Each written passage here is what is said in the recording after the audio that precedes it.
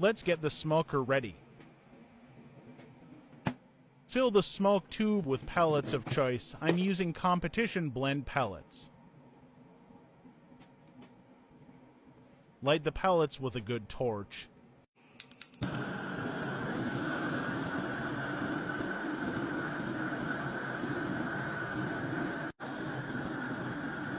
Let the top layer of pellets burn for a minute or two, then extinguish.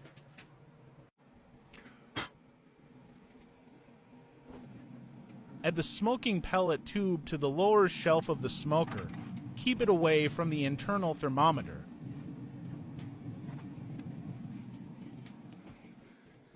Now get the brisket in the smoker.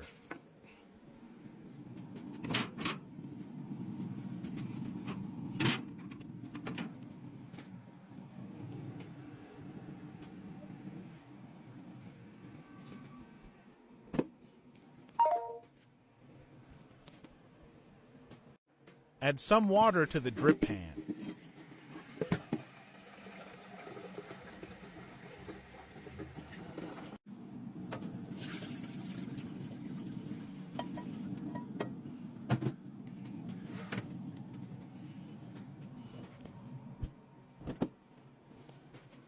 Let it cook for the next 10 hours at 230 degrees.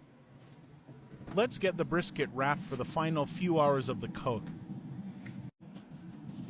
Remove the brisket from the smoker after around 10 hours, or when it reaches the stall point, which is around 150 degrees.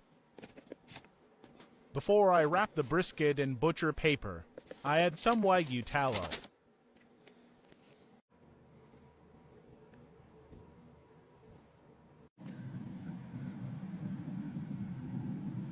Now let it cook until an internal temp of 200 degrees.